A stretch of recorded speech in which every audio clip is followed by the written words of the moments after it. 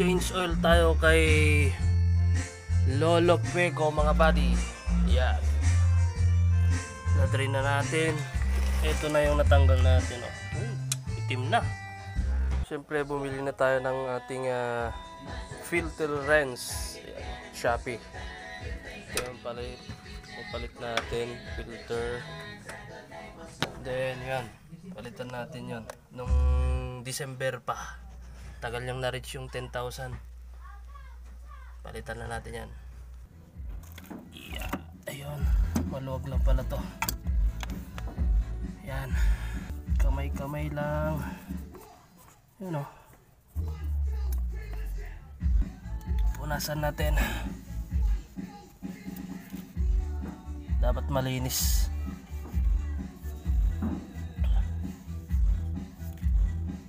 Ayan.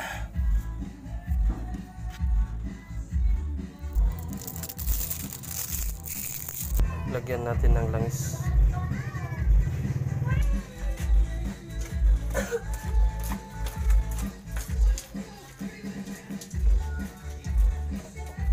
Iyatin ng langis para hindi siya madila masira tong ganito niya.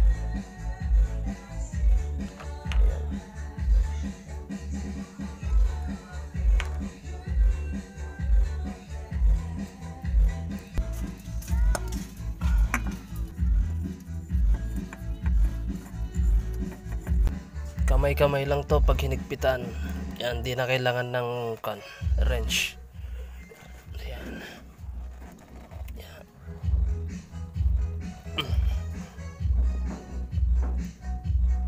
Yan. Mahigpit na yan. Kamay lang yan. Yan, balik na natin tong drain plug. Lagyan nyo ng yan, Teflon. Click na natin dito. Yan. Okay. Gamit ang 17. Okay. Yung saktong higpit lang. Yan. Okay, ilagay na natin yung langis. Yan. Okay, lagay na natin tong improvised na embudo. Yan. Okay, 4 liters muna. Yan, gamit natin premium multigrade. Okay. Hirap talaga. Walang taga-video. Okay. Magdagdag tayo ng 1 liter kasi ang nilalagay ko dito is 5.5 liters. Ayan, 4 liters yung kanina, tapos to. Ayan o. Ayan, takpan muna natin guys, tapos panda rin.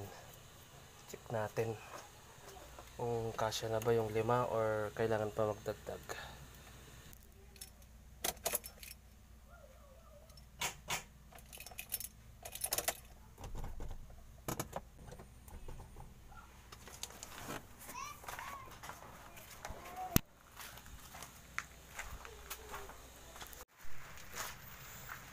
Kaya pala ayaw mag-start kanina mga sir. Ito lumuwag to. Yan, lumuwag.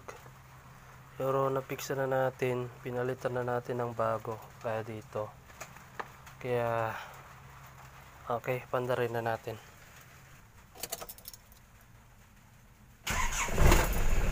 Yun. Di na mga lods. Di na.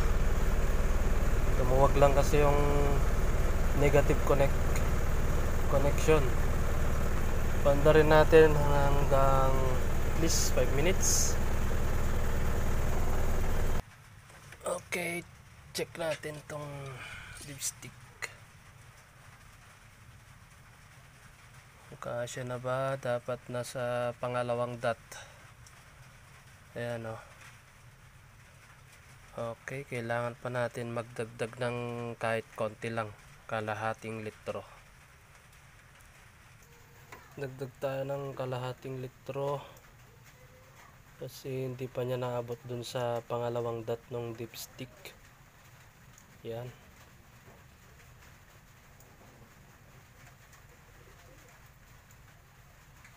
Okay. Naglagay ulit ako ng date para alam ko mga lods. Si sa isang linggo, isang beses lang naman to nagagamit.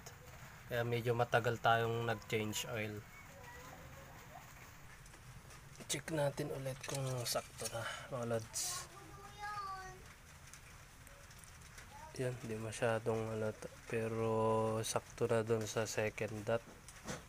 Ayan, 5.5 liters lahat yung nailagay natin. Okay na to. So, yun lang guys. Salamat.